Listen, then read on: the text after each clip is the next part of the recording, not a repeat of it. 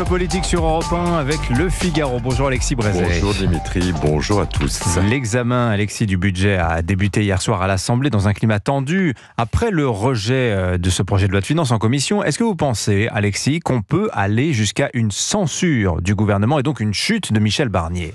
J'entends comme vous ce qui se dit, Dimitri. L'ombre du 49.3 qui plane sur l'Assemblée, le spectre de la motion de censure qui hante les nuits de Michel Barnier.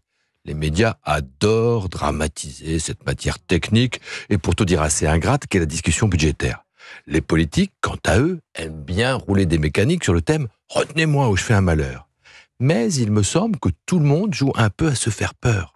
En vérité, personne ne croit vraiment qu'une motion de censure sur ce budget puisse être adoptée. Alors, c'est vrai, il est fort possible qu'en séance publique, comme cela a déjà été le cas en commission, les oppositions de droite et de gauche ne parviennent à se mettre d'accord sur aucun texte. Mais enfin, à la limite, ça arrange le gouvernement. Passé 40 jours, il pourra transmettre sa propre version au Sénat, où elle sera évidemment adoptée. À la fin des fins, quand le texte reviendra à l'Assemblée, il faudra certes en passer par un 49.3.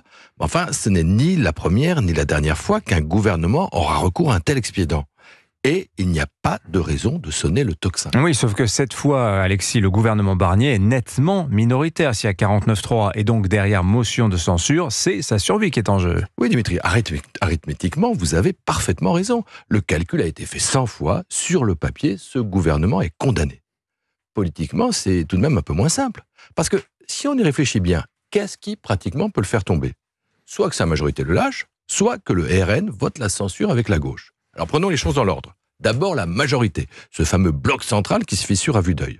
Alors c'est vrai, Gabriel Attal est grognon. C'est vrai, Gérald Darmanin est ronchon. C'est vrai, Laurent Wauquiez est bougon. Ils ont tous les trois une dent contre ce Premier ministre qui a choisi de faire son gouvernement sans eux. Et le temps qu'ils ne passent pas à lui terrer dans les pattes, ils le consacrent à se faire la guerre entre eux. Bon. Mais enfin, une fois qu'on a dit ça, pense-t-on qu'ils vont prendre le risque et l'assumer politiquement devant leurs électeurs de faire tomber Michel Barnier. Tout ça pour qu'ensuite il soit remplacé par qui ? Par Bernard Cazeneuve à la tête d'un gouvernement PSPC ? Par Lucie Castet, pire ?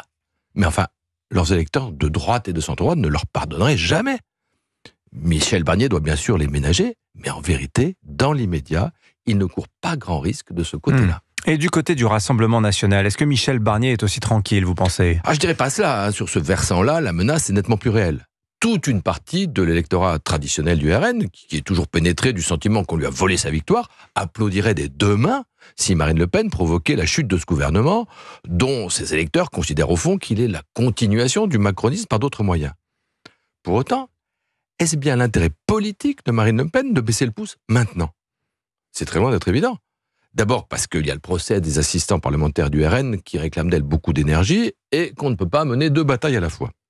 Ensuite, la campagne des législatives l'a bien montré parce que son parti n'est pas prêt, ni du côté des élus, ni de celui de la doctrine. Et pour le mettre à niveau, elle a besoin de temps. Et enfin, parce qu'en unissant ses voix à celles de Jean-Luc Mélenchon pour faire tomber Barnier, elle ouvrirait de facto une crise politique et financière qui ruinerait, dans l'électorat qu'elle cherche à conquérir, tout l'édifice de modération et de respectabilité qu'elle s'attache à construire patiemment. Voilà pourquoi Michel Barnier ne s'inquiète pas outre mesure. Face aux menaces de censure, son assurance vie, pour l'heure, c'est Lucie Castet. L'édito politique sur Europe 1. Merci Alexis Brézet. Je vous signale à la une du Figaro consacrée ce matin au budget, menace sur les aides à l'apprentissage.